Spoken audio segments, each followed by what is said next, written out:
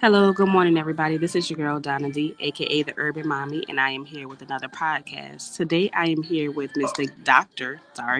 Gary Simonds, and we are going to talk about burnout.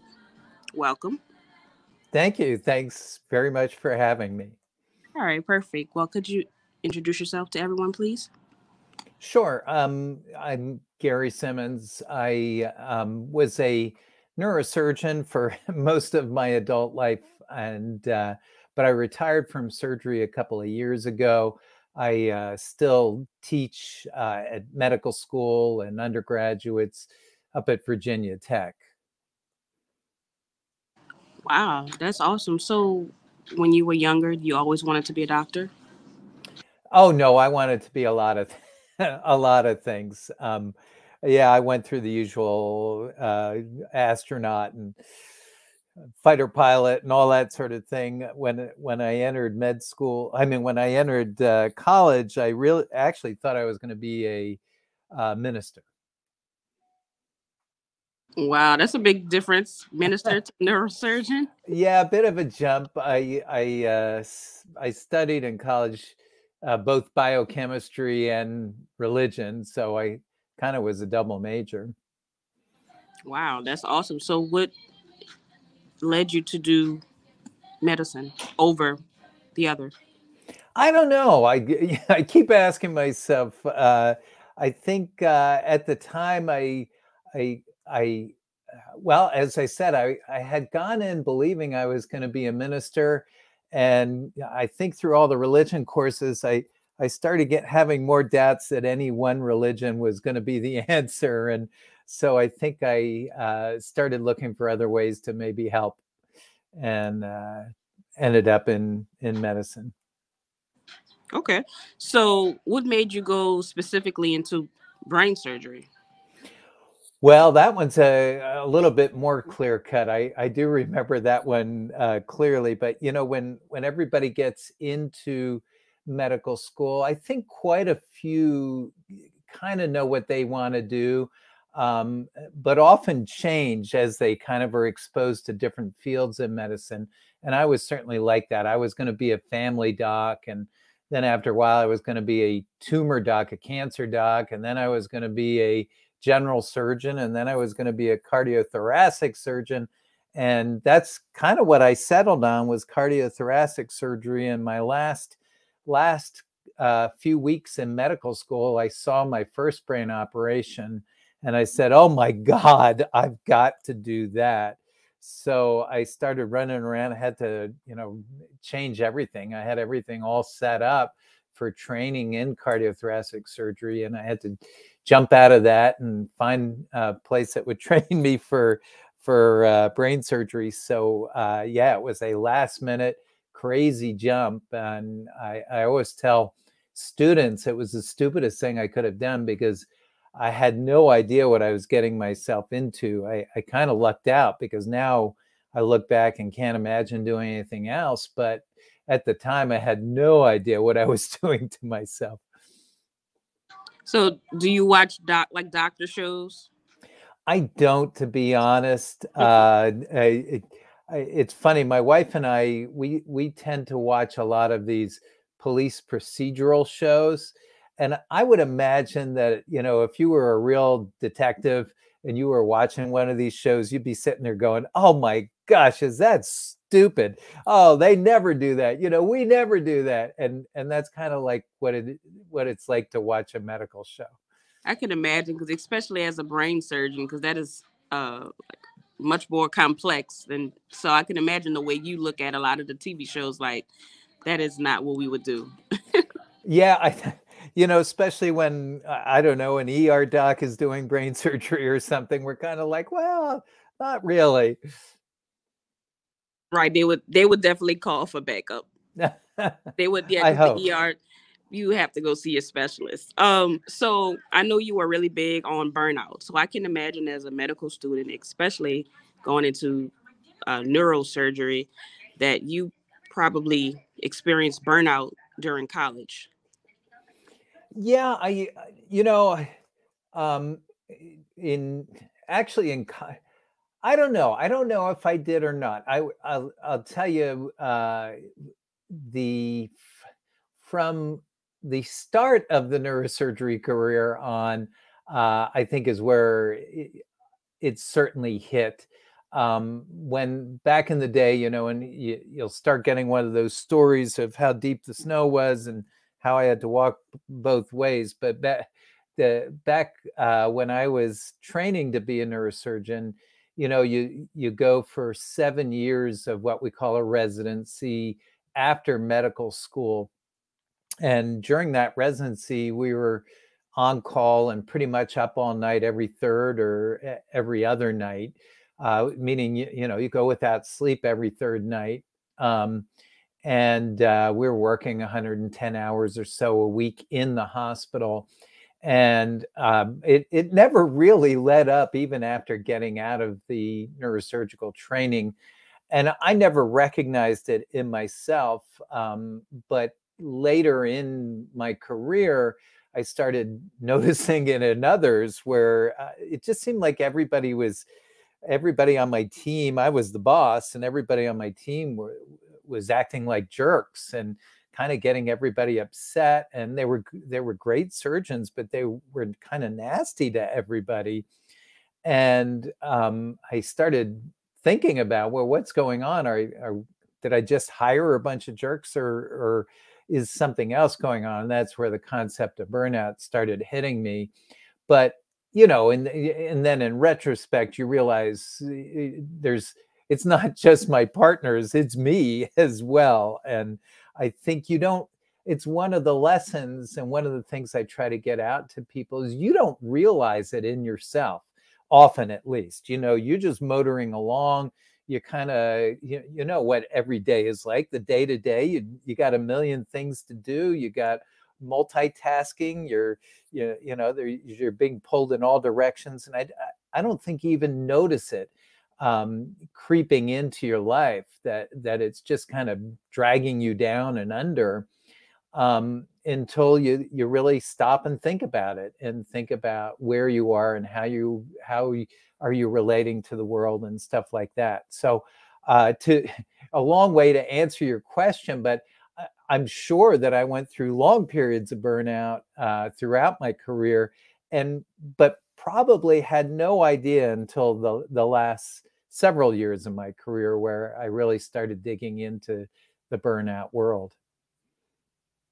Do you think that your background with theology and religion kind of allowed you to be a little bit more compassionate when it came to, no, like you were saying, a lot of doctors were like being mean? Did you think that your background kind of helped you to notice it and to maybe not be as mean as them?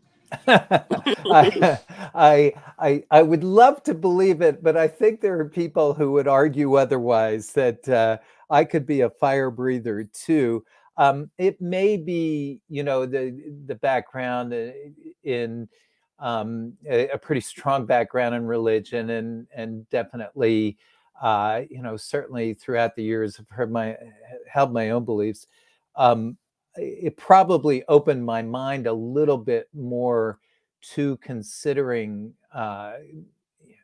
trying to do better and wanting to do better.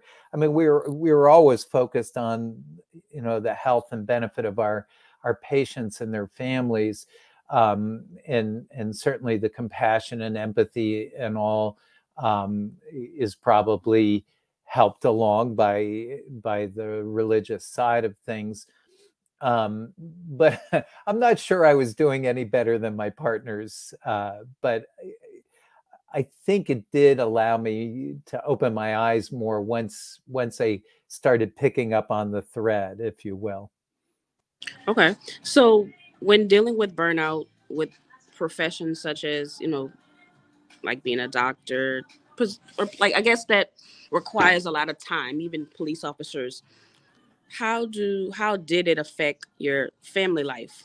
Or how do you see it affecting family life when you have so many hours? You said 110 hours a week. That's Yeah. so how does that affect one's family life? Yeah, I mean, it's a great question. And by the way, I mean, all my work in burnout was with healthcare providers.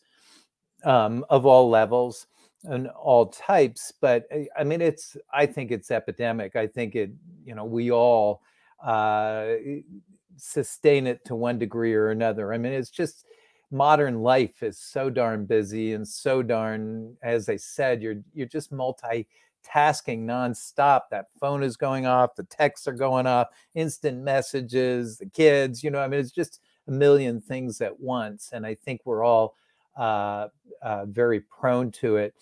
But certainly, you can't separate work or other components of your life from your home life. The two spill into each other very much. And so if you're burning out in one, you're going to start burning out in the other, and it can go either way, right? Marriage, partnerships, kids, family, they can burn you out too. And if you're profoundly burning out, you're going to bring that to work. It's not like you can all of a sudden shut it off and you're the ideal person at work at that point. So I think very much the two will spill into one another. The one saving grace, I think, certainly during my training years of those 110 hours and all, was I was just too darn tired most of the time to be anything other than, kind of a zombie. It certainly wasn't a pleasant world for my wife and family, but I don't think I was mean or nasty in those days. I just don't think I was conscious most of the time. Okay. So I guess speaking of the separation with the work-life balance, can you explain, I guess, the complexities of what happens when you have difficult cases like dealing with death? Because I know those things affect doctors tremendously, and a lot of times, and of course, we're talking about medical because you are a doctor, but just like you said earlier, several professions deal with complexities with death and just tough cases. So I'm just making it specific to you, of course. So how do you deal with it when you have situations like, if you lose a patient or something like that? Yeah, I mean, it's a great question. I think uh, it is something that we definitely all face. My end of the profession, the neurosurgical world, is just full of tragedy. You might be on call some night and tell 10 different families that a loved one is dead or in coma or paralyzed. I mean, it just goes on and on and on. And it's interesting. I think we studied this, amongst our team and amongst other neurosurgeons and all. And if you sample them, they'll tell you that they handle the death and the dying and the paralysis and the coma pretty well. That that they do okay. That they recognize that it's part of their lives, and it is kind of. I always found that as I rolled through all this, it didn't seem to affect me very much, but I would argue that it was all logging in. I think we throw up a bunch of defense mechanisms. So just as an example of that, I mean, I, it was very unusual for a specific case or a specific discussion to really get me, to really hit me and make me feel down or super sad. I just kind of rolled from one thing to another. But since I retired, I found, for example, that the simplest things can make me cry. Now, I've never cried throughout my career. And here I am crying over a cat food commercial or something, and I think it's suggesting that even though I felt I was tough and I could withstand all this stuff, that it was logging in there. It was chipping away at the psyche. An interesting sidelight to it, though, and I think it really speaks to all of us beyond, the medical field, was the thing that really seemed to bother our team, our people on our team, was when they made mistakes. Was when they did something, and it resulted in one way or the other in harming a patient one way or the other, and didn't have to be as dramatic as death, but it could. But that's what really got to people, was when they didn't perform up to whatever level they expected themselves to. And I think that reaches out to all of us in any profession, in anything that we do in life. Is I think we can be some of our worst critics, and that we just, we start beating ourselves up over and over again. And this is where we would hear the team talking about, I go to bed at night and, I can't go to sleep because I keep replaying this over and over and over in my mind. And it didn't have to be mistakes even in care of the patients. It'd be like, let's say you got into an argument with a nurse or a coworker, and you just kind of replay that over and over and over again. So I think that's something that we're all able to do, is just be really hard on ourselves for not being perfect, that we're always expecting perfection from ourselves. Yes, I just started reading more about perfectionism. And sometimes perfectionism, it's not what we think it is. Like sometimes people think perfectionists, they like kind of like OCD and they do everything one way, but perfectionism shows up in a lot of different ways. And I'm actually just starting to see that as of recent. So, do you remember your first situation where you dealt with maybe losing a patient, and how did that affect you in the long run? But I know you said that you kind of had to become stoic. You had to, you know, how does that happen? I mean, what do you all do when that happens? Yeah, I think what traditionally what we would do is just lower our head and drive. Is just okay. That happened. Time to take on the next problem. And we would argue that that's probably not the healthiest thing to do. I think when we do have something really bad happen, whether we feel responsible or not, but I think especially if we feel responsible or partially responsible, and again, I think this goes for anything even well out of healthcare, but I think it is really beneficial to be able to open up and discuss it with somebody, to not just bury it, which is what we did traditionally. And you're almost trained in that, in medical school. You start with a cadaver, so the first thing you do is see a dead person, and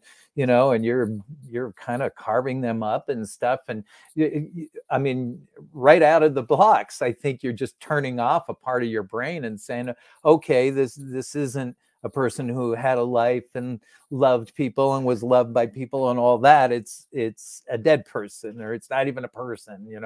We call it a cadaver, I think. So we depersonalize so much of that. But I think whenever we run into harsh things or bad things, or things, again, whether we feel responsible or not, I think it is very beneficial to periodically to be able to discuss it with somebody that you trust and care about, or even a group of people. The and I think the one thing to be careful on that, we call it debriefing our stressors, but the thing to be careful about it is, it's not really the details that matter so much. If you get too detail oriented, well, then it just becomes a complaint session, a bitch session, if you will, as opposed to really talking about how is it affecting us? Is it causing us nightmares? Are we waking up in the middle of the night and ruminating about it? Are we feeling awful? Are we feeling sad? Or are we bothered by the fact that we're not feeling awful or sad? Just to be able to open up and discuss that sort of thing does a lot for us. First of all, it just alleviates a lot of the stress. It lets off a lot of the stress, but it also kind of opens up the opportunity to hear other ways to handle and other ways to think about things, and allows us to analyze it a little bit more. So that would be one of the suggestions for handling something like that. But traditionally, we would just bury it, and I think potentially harmed ourselves by doing that. Yeah, so you mentioned that you turn your feelings off and depersonalize. Have you ever had to deal with a situation, because I know this is, pretty common, that you have to save the bad guy? Hmm. That's a really interesting question. It's if you go into any big medical center, ER at 1 in the morning or 2 in the morning, it's a whole different world. It's not the world that most of us occupy. There are, you know, rapists and murderers and all sorts of people from the other side of life that we don't usually encounter that much. And so certainly I've cared for all sorts of people. You're in a trauma situation, and in what we call a trauma alert. Somebody's been in a car accident and they're laid out on a stretcher, and the first thing the team does is cut off all their clothes. And sometimes that would happen, and there'd be all these Nazi tattoos all over the people's bodies, and your first reaction is whoa. But in situations like that, again, you got to step away uh, from your personal beliefs and your personal prejudices and all that sort of thing. And you just have to kind of treat everybody as a human being. And, it's a really insightful question, because uh, I found that when you treated anybody and everybody with a level of respect, of politeness, of giving them a sense of some dignity. It didn't matter if they were a serial, murderer, or a hate group or anything like that. They usually responded. They usually became very, very calm and thankful even. So it is weird, but it's your job to treat everybody as a human being and treat them as kindly and do your best for them. And it seemed to work, at least in that microcosm. Right. Okay. So, can you talk about the dynamic between science and spirituality? Well, that's a can of worms. The which I find very interesting. Obviously, that's kind of where I've spent much of my time through the years. I just find it interesting that kind of sometimes both sides see each other almost as enemies. They look at each other and say, well, they're just 100% wrong about everything. And I kind of look at it all and I'm just kind of like, why are the two things mutually exclusive? And my field is neuroscience. I mean, it's all about how is the brain working, all the way down to the very, most microscopic components. How does the brain work? How does it not work? And we know a lot of things about it. It's an amazing piece of machinery, if you will.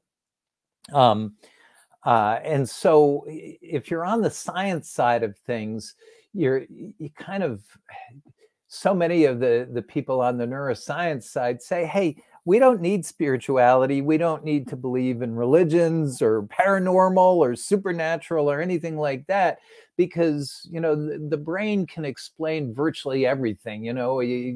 Anything that we experience is because of the brain, and everything we do and think and say is because of how the nerves connect and the neurochemicals work and all that sort of thing. So why don't we need anything else? And they'll just kind of blow off the other side of the equation. And I kind of look at it and I go, yeah, I get that, except for it ain't a perfect machine. It's a machine that's really that really kind of filters out a lot of what we experience. It is designed to present to us a story, a world in which we can function in and hopefully survive in, but it's not giving us everything. And, like one of the easiest ways to think about it is it doesn't show us ultraviolet light. It doesn't show us infrared light. It doesn't show us cosmic rays and all this sort of thing. We are only getting a small piece of reality of what's going on around us. So why can't there be things that are beyond our ability to perceive them? And certainly, it's also a machine that it's not a super computer. I'm not even sure it's capable of truly figuring out everything. So anyway, I just believe it kind of leaves a lot open, that I don't think we have room to just say, oh yeah, nothing else is possible. It's all only our neurochemicals and our neuroconnectivity and all we know about physics and stuff like that. I'm just like, I think that's a little bit too much hubris, that we think we know everything or could know everything. All right. So forgive my ignorance if this is incorrect. But when you study the brain, do y'all also study like the psychology of the brain, or just pretty much how it works, the scientific part of it? I think you certainly can, and I certainly have. You don't need to, depending on what part you're in, but they all overlap. I mean, it's the same organ, and the same thing though kind of goes where there's certainly a side of psychology that believes that it's all explainable by neurochemistry and connections, and therefore if we can figure out how to alter all that, we can alter people's psychologies. But there's a flip side to it, that we also know everything we experience, everything we do and say and see and feel actually changes our brains. Our brains are not static. They don't get hardwired and the wires stay the same for the rest of our lives. The wiring is always changing. You're always strengthening some connections and weakening others and setting up new connections and stuff like that. So, it's actually probably very important to study the psychology and understand it, because it's changing our brains. No two ways about it all the time. Right. And the reason I asked that, I remember I was in a psychology class and the teacher told us this story of this guy who was working on a railroad, and I think one of the nails went through his brain or something, and it affected his prefrontal lobe. So we learned about the prefrontal lobe, and then I always read when they talk about like juvenile crime, they say that their prefrontal lobe is not developed. So that's why a lot of their decision making isn't where it should be. So that's all accurate, correct? Oh yeah, yeah. You're talking. I think everybody gets thrown this guy Phineas Gage. That's the guy with the Yeah. railroad spike through the head. Yeah. But yeah, no, you're right. And for example, and I think it's a good lesson too. I mean, we can be so. We had three teenagers. We had three boys, and they all went through their teenage years. They're all grown men now, but the you sit sometimes and you go, how could you possibly, come up with this? How could you possibly not realize that it's going to lead to this problem or that problem? But the reality is, as you say, a lot of the area of our brain where a lot of that sort of processing goes on, that anticipation of the future and what the ramifications of certain behaviors are and that sort of thing, are in your prefrontal lobes or prefrontal areas of your frontal lobes, and they are still having insulation put on their wiring well into your early 20s. And so it's not working up to adult standards, and it shouldn't shock us sometimes when they make these crazy decisions, or it seems like they're not thinking at all because they're not processing the same way as you or I. Yes, very much. Okay, so let me ask another question. What do you think about we actually discussed this on one of my podcasts a couple episodes back. We spoke about medical gaslighting. Do you know anything about that? Or what's your take on it since you're on the other side of it? Uh, I think I might be able to figure out what you're talking about, but maybe explain it a little to me so I'm not blowing smoke. Right, yeah. Okay, so we would just basically they call it medical gaslighting, and basically it's a lot of the prejudices that the doctors kind of have inside of them already. And for example, I went to the hospital. I had a car accident. I was T-boned. I had it was a really bad car accident, Hmm. and I went to a New Orleans hospital, superb trauma unit. And when I went, I was like, I don't know. I told the guy, like, I feel like something with my brain. And he was like, well, that's impossible because you don't have feelings in your brain. So you can't feel your brain. I was like, but I was trying to explain how it felt. So, after I told him everything, he was like, well, how fast were you driving? I said, well, I was only going 30. I said, but I got hit pretty hard. So they pretty much sent me back out and let me wait another 10 hours, and I left and went to another hospital. But I'm saying that to say he just pretty much shot down everything that I had to say. Then they ran these tests on me. So when I got my results back to my phone, they were testing me for all kind of drugs, even though I'm like barbiturates.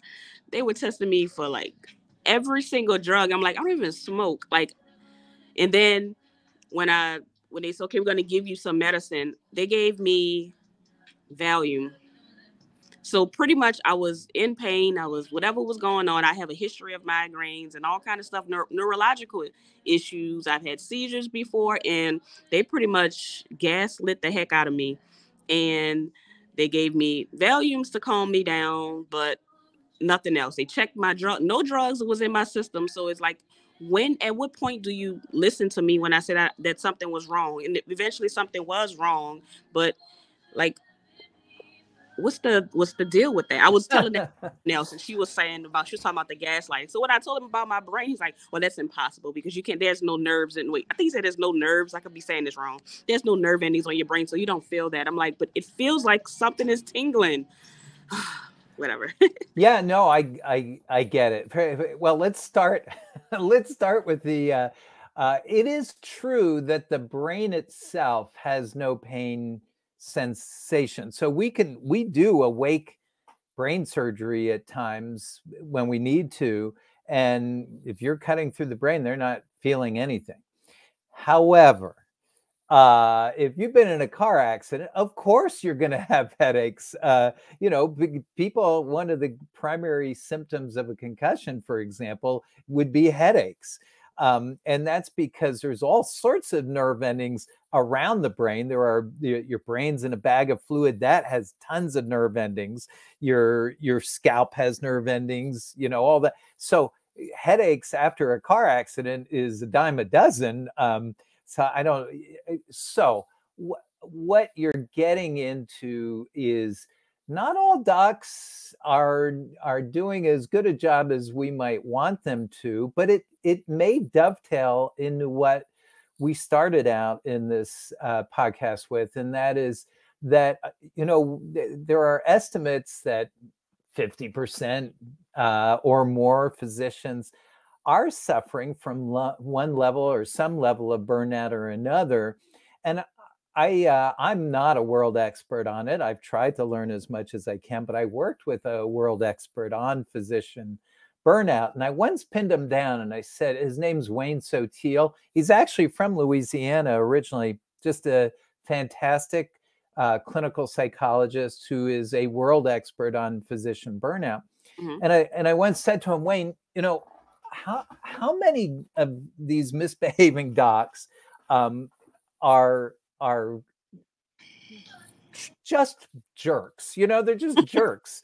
It has nothing to do with burnout, has nothing to do with stress and any of that. They're just jerks. And he said, he's treated something like 13,000 physicians through the years.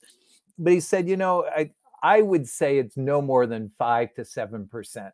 that most of these docs are wonderful people. They got into medicine for the right reasons. They really do care about people and want to do the best, but they just get beaten down and they reach a point of, just being so low on energy, and so, that they just become mechanical. So if you think about something like what you went through, well, there are a lot of people, who come in after car accidents.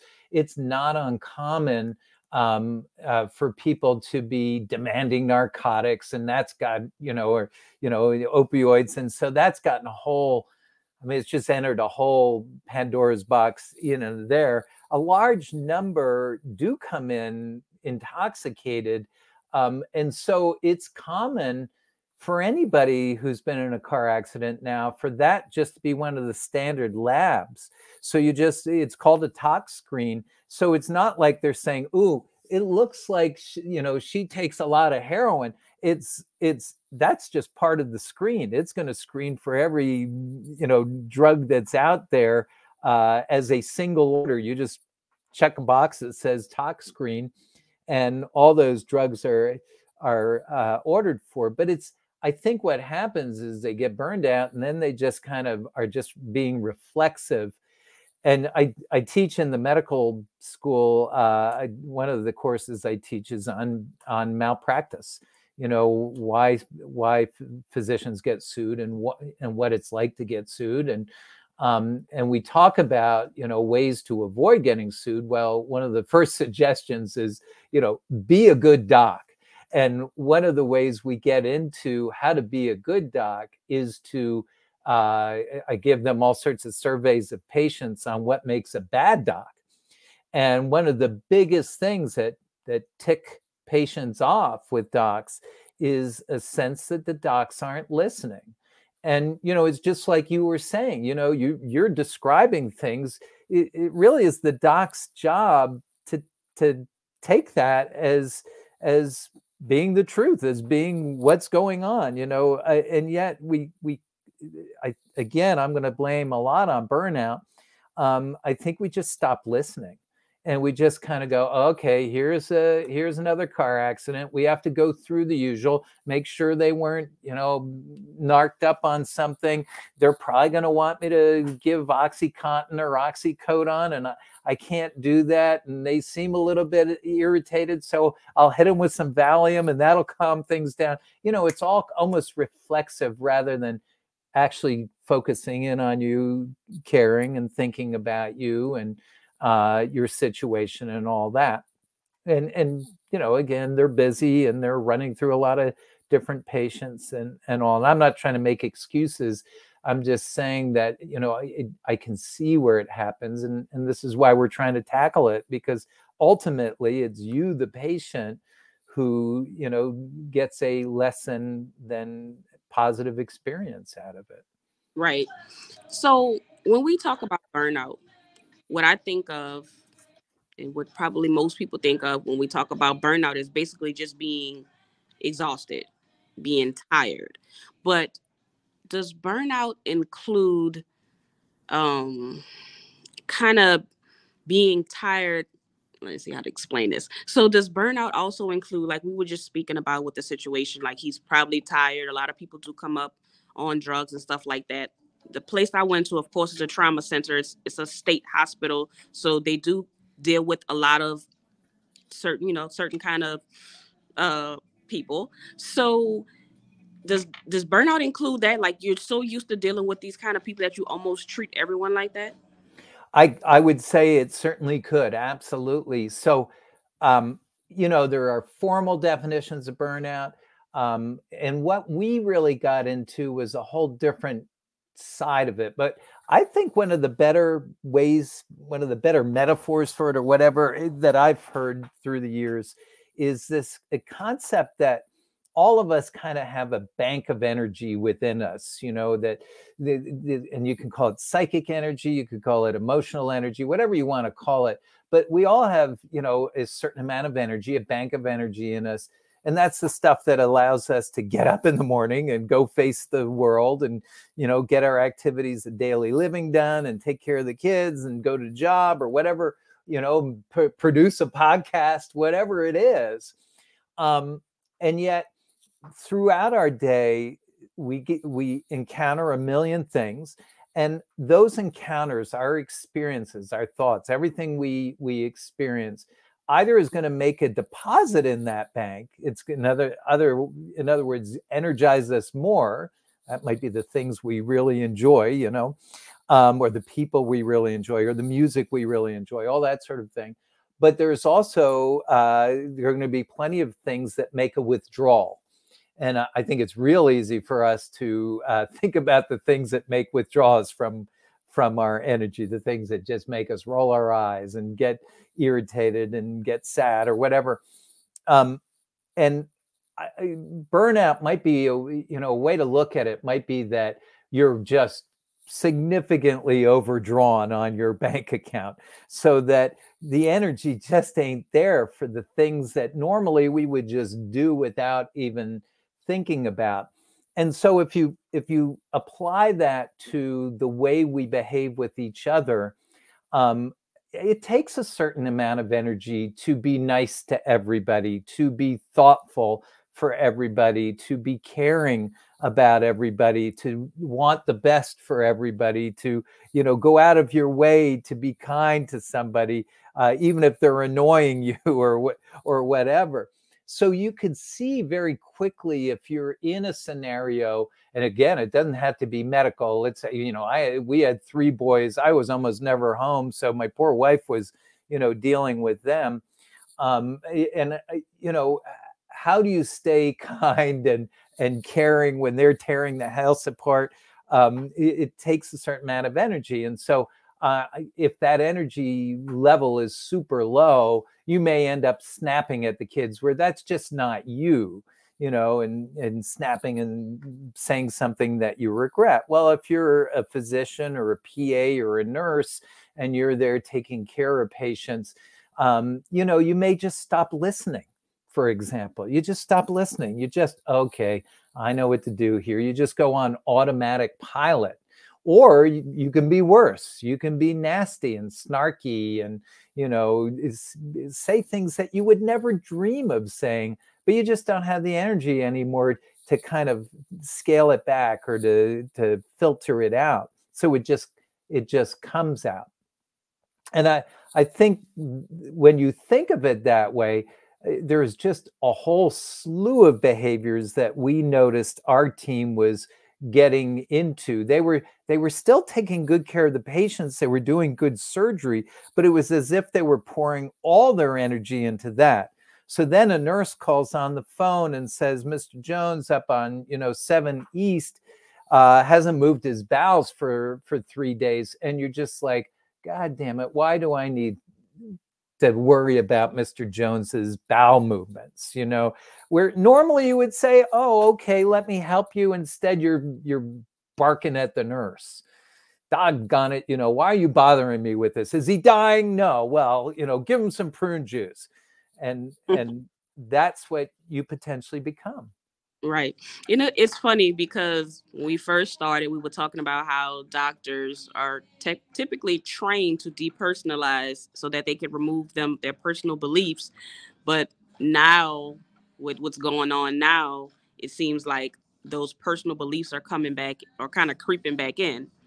Like when we talk about the opiate situation, like now it's like, okay, you just want drugs, but we depersonalize, like for a surgery. Okay, look, this is a rapist, but I have to save him. But we would use second guess. You put a second thought to somebody wanting medicine. So I got 2 things, and then we're gonna get to the book.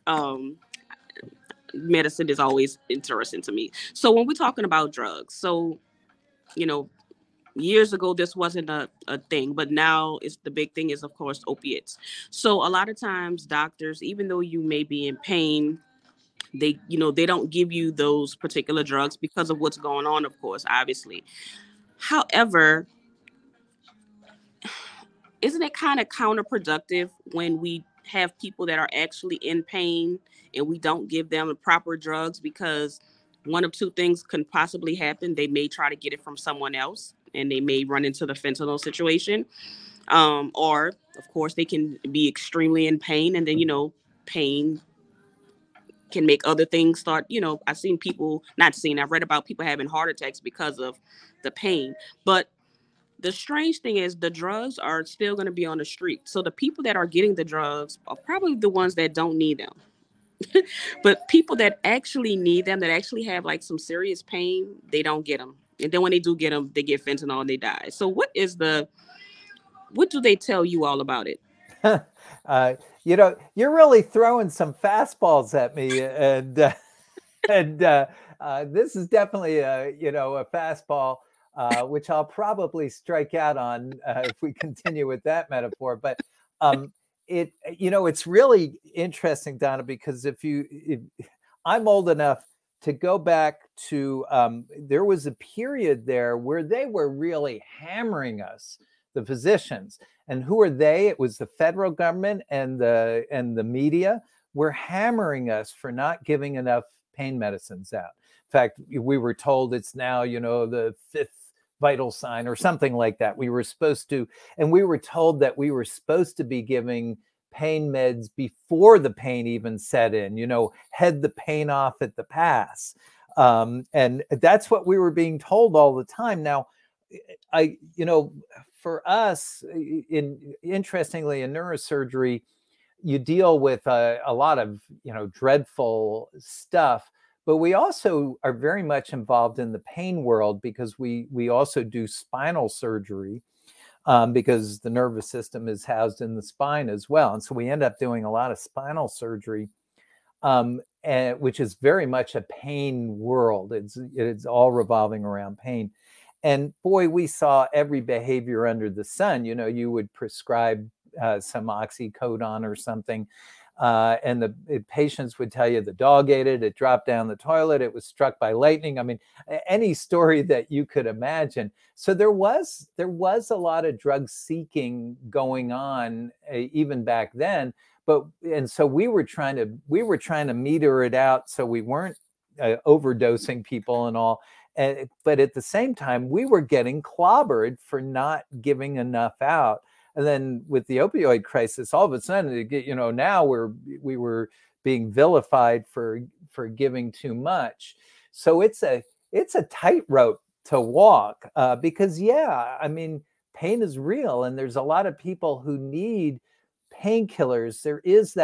There's the added problem, however, with any of the opioids, is that as you take them, their effect gets lessened. You have to take more and more and more to get the same pain-killing effect, and yet the dangerous dosaging doesn't change. So to get the pain effects, you keep pushing the doses up to a point where it gets dangerous. And so it's always a tightrope. There are newer drugs that are being worked on that hopefully are less, that stay effective at lower doses and less chances of overdosing. And then, of course, there's the addiction side of it all. So it's a tough battle, but it's crazy because we'll get these. A 79-year-old person who's got horrible arthritis, and people are, well, here, take a Tylenol, and that's all we can give you because you may become an addict. And I'm like, well, I don't know if they do. Is it that cruel a thing? So anyway, here I'm babbling because it's a very complicated situation. And as you say, somehow it just always seems to end up in the wrong hands. And it was in some ways made easier for us because, it became state decrees that you could only prescribe this much at a time. But what happened is exactly what you said, was it drove a lot of people who were dependent on the medicines to street drugs. And all of a sudden, the use of heroin and fentanyl and the fentanyl deaths went up. Even we saw a big uptick in nasty infections in the brain and in the spinal cord because more people were shooting up. And, and they got dirty needles and the bacteria got in and they got these horrible infections. And so, yeah, society hasn't figured this one out yet. Yeah, because it's just different things that happen, like with the same car accident. Of course, I live in Louisiana where we sue everyone. It's a civil state, so you get sued for everything. So every car accident is a lawsuit, of course. So they send you to the doctors, of course. But now those doctors, they are kind of straying away from giving you pain medication. They want to give you like the Toradol shots. So I'm like, Mm-hmm. okay, so you look. I always tell them, look, I'm also a Medicare agent, so I'm kind of, a little bit. I know a little bit some stuff. I'm like, listen, I'll take one Toradol shot, but you're not going to give me that every time I come here because I have read about those shots and they are not safe to take a lot, too many times. So I'm not going to take them. You're going to have to give me medicine, even if it's like a lower, whatever. But I'm like, you can look at my record, you can see that I don't have any addictive, nothing like that is going on. But I do not like pain. Like pain is horrible to me. Like, oh, just thinking about it. But I don't know. But I Yeah, appreciate that. yeah, and I mean, there's not going to be an easy answer, I'm afraid, and until hopefully the pharmaceutical side of this comes to the rescue, and there are newer things on the horizon that may eventually help a lot, where better pain killing with less addictive components and less of your body acclimatizing to it. So that would be the brass ring if we can ever reach that. Gotcha. Okay, one more medical question before I get Yeah, the book. Okay, so you're a neurosurgeon. You told me you have three boys, correct? yeah. Being that you're a neurosurgeon, that's like you set the bar extremely high. How do you think it made your kids feel that they had to beat that at any point? Did at any point, I know you said you were away a lot. Did at any point you think that they were pressured to? Because I mean, if your dad's a neurosurgeon, it's like you know, that's kind of high. So it's like, as the child of a neurosurgeon, like I don't know. Yeah, I mean, again, you're asking great questions. I I'll tell you how I approached it. Was I was scared to death. We had three kids. I was scared to death that here they were, white Anglo-Saxon kids of a neurosurgeon. Talk about privilege, talk about feeling entitled in this world. That was my biggest fear, was that they would come out being just little obnoxious entitled pricks, to be honest. And so we tried to do everything very low key. Like, we weren't going to Vail to go on ski vacations, and we didn't live in these big. Right now I live in a log cabin. It's this tiny little log cabin. So we always tried to do things super simple. Vacation was spent with the in-laws or with family and that sort of thing. So I credit my wife more than anybody, because I wasn't around a lot. And she did all the lion's share, other than me coming home and yelling at them every so often just to restore order. But they all grew up very, I guess the term would be progressive. They are very concerned, socially. Grounded. Um, no, they're very grounded. None of them, by the way, went into medicine. They kind of looked at my life and were like, "We want to have some life." The closest is one's a physical therapist, but he does a lot of work for people like with Parkinson's disease. And I have another who is a lawyer, which is kind of disgusting, but no offense to lawyers, but he works for the poor to defend them when they're losing their housing and stuff. So anyway, they all turned out as great guys. But it was that entitlement side that scared the hell out of me. And I think my lifestyle scared the hell out of them, just seeing me, because I was on call business pretty much my entire career, every third or at most every fourth night, meaning you weren't getting sleep every third night, and therefore you were kind of perpetually tired. And they saw that life, and they saw coming home after. I never had family dinners because I was always home too late, that sort of thing. So they saw the burnout. Yeah, I think they probably recognized it long before I did. Okay. All right. So I know I talked a whole lot about this, but it was very interesting. I'm sorry, I had to ask more questions. So what made you switch over to being an author? Well, I ended up writing a lot, for the job, and writing. I enjoy writing. I enjoy the process of it, and oddly enough, I think what is very unusual about me is I enjoy rewriting, which I think a lot of authors detest. And I think that helps if you don't mind rewriting. That probably helps a lot. But most of what you write in that world is nonfiction, and after a while, it begins to feel like a book report. You just, okay, I got another book report to write, and you know how to do it, how to look things up and all that. I think with fiction, all of a sudden it just kind of blows the doors off. You can do anything, go anywhere, experience anything you want.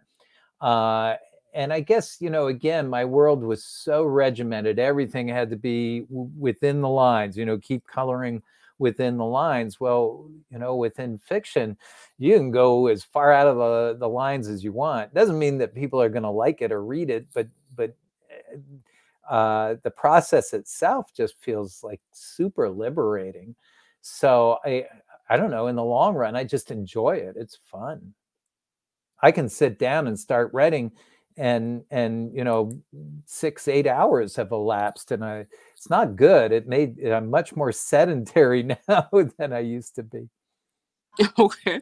All right. So a while back when we were talking about spirituality in the medical field, we also spoke about like paranormal. So you're kind of like me because we kind of give everything a little credence. We believe it. We kind of I think everything can coexist together. So I'm with you on that. So one of your books has some paranormal in it, right? Yes. Okay. Can you Yes. talk a little bit about that book? I would be delighted to, because I appreciate it. So that's my latest book, which is a novel, and it's called Death's Pale Flag, which is a Shakespeare quote, by the way, because I love Shakespeare. But the book, believe it or not, is about a neurosurgeon, and it's about a neurosurgeon who's clearly burned out. He's a workaholic, clearly burned out.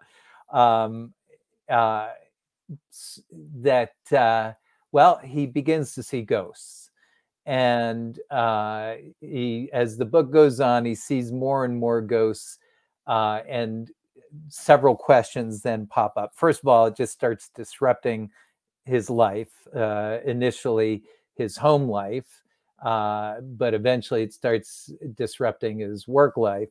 He originally thinks that he's hallucinating, and maybe it's out of sleep deprivation or seizures or something.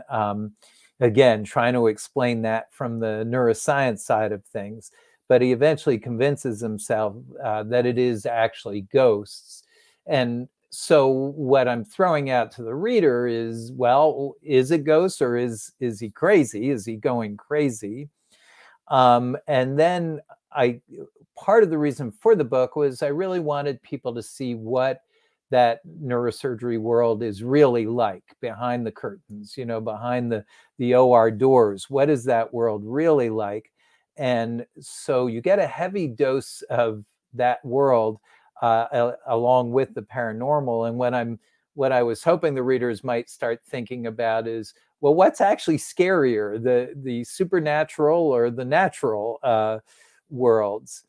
And the reason why I had the ghosts, the reason why I thought the ghosts would be interesting, along with what you and I have been talking about, was I was kind of thinking that, that world that I inhabited, you are right there so often at the dividing line between life and death. And in the book, I kind of described it as a bridge. People are constantly crossing that bridge right in front of you, and you're trying to pull them back, and sometimes succeeding, often not. And if there were ghosts, if there were a paranormal world, if there were ghosts out there, and they were trying to somehow reach out to the world of the living, well, who would be a easier shot than somebody who's on the bridge already, somebody who's there all the time, that maybe you recognize, and so maybe a neurosurgeon who's just constantly there on the bridge interfering with things. And that's kind of where that idea came about, that maybe that's the person the ghost would see first, is somebody like that. So then the book just gets into that interplay, and where does it lead from there? And I'm not going to tell the ending. So, but it was fun to write. People seem to like it. The reviews have been very positive. And so far so good with it. Okay. So this idea came up, or do you ever think you saw a ghost? Ha! I have never seen a ghost. I would love to see one. I mean, that would be that would be a blast. Have you? No, I said the same thing. That's what we talked about my last podcast. I'm like, I want to see one, but I don't. I believe in them, but I've never seen one. Yeah, I would love to. I mean, that would be a whole different experience. But what I always explain is, my mother and my grandmother, they were both Scottish. They're off the boat from Scotland. And it seems like the British in general have a lot wider acceptance of the supernatural. But both my mother and my grandmother were confirmed believers, and both, swore up and down they saw lots of ghosts through the years. And my mom had all sorts of, crazy stories. And I mean, we, I can remember at times being with my mom in various places in Britain, and you go into some castle or some big mansion or something that you're on tour on, and she would go into a certain area and she would go, I don't like it here. It feels cold and creepy. And Oh wow. you would find out that somebody had been walled alive there or tortured to death there or something. And it's so easy because they're always being tortured to death in those places. But it was always kind of weird and creepy in that way. But so they were such strong believers that ghosts were definitely a part of my bringing up. No two ways about it. Okay, yes, same. My family is all into it, and I watch a lot of Discovery, and I love the shows with the. I mean, there's seems like there's a lot of haunting that goes on inside, like old hospitals and mental asylums and stuff like that. So where can we purchase your book? You have more than one, so where can we purchase your books? They're all on the usual online sources. So Amazon easily. They are Barnes and Nobles online. They're not necessarily out in bookstores. There's some scattered bookstores that carry them, but mostly online. And then there's an independent booksellers deal that also sells it and then gives some money back to independent booksellers in general which I very much support. But yeah, any of the typical online resources for sure. Okay. So is there any way you can let the followers, let the listeners know, I'm sorry, how they can follow you or keep up with you? Yeah, sure. Thank you. I do have a website. I have, the Facebook stuff and all that too, but I have my own website, and it's just my name. It's Gary R. Simonds. It's we pronounce it Simmons, but it's spelt Simonds, Simonds, Simonds, one M and a D at the end there, DS. But it's GaryRSimons.com. And that'll connect you to booksellers. It will also connect you. I have a bunch of written stuff there, and I also write a blog on Psychology Today. Hmm. So those blogs are available through that site as well. So yeah, and one of the things, just to say, if you don't mind, Mhm. part of the reason to get into this is I love conversations like we're having today. And I love kind of getting into the weeds with people and what their beliefs are. I'm going to give you a quick example, if you don't mind, in a second here. But I, so I love that sort of thing. So if people want to chat about this sort of thing, they just, it gives you all sorts of ways to connect with me through my email and all that. Or if there's a book club that wants to talk about the books, I'm always delighted to do that. And I can talk forever on certain subjects, certainly anything in the neurosciences. But I love this, the paranormal stuff. I love the burnout stuff. I love the how to be a good doctor versus a bad doctor stuff, like we're talking about. And they're all fair game as far as I'm concerned. But it's interesting. I got into a discussion recently. I'd be interested to hear your take on it, because it really stunned me. After all these years of being involved in neuroscience, we were talking about what we would call your inner voice or your inner dialogue.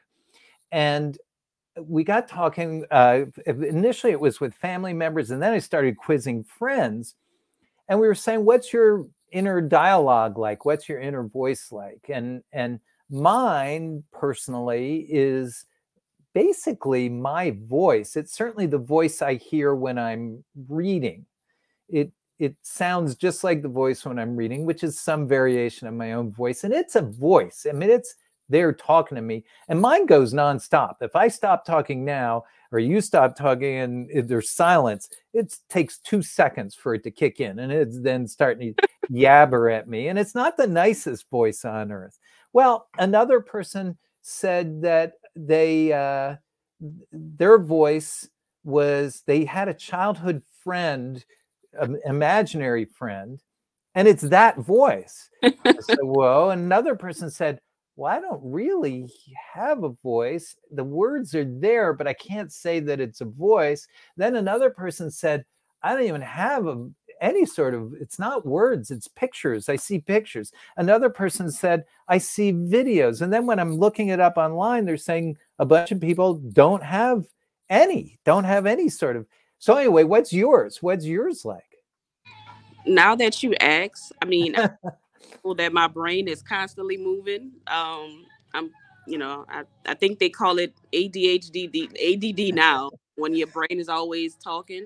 But I don't think it has a voice. I guess I'm a psychic to my other voice because I just know what they're saying, but I don't hear it. So isn't that, I mean, think about it though. It's fascinating because I guess I went through life, I'm now in my late 60s. I went through life believing that everybody experienced things the exact same way I did, which, neuroscience wise, it makes no sense whatsoever, because again, we're always changing the way we're connected and all that sort of thing. But I had just always assumed everybody had voices just like mine.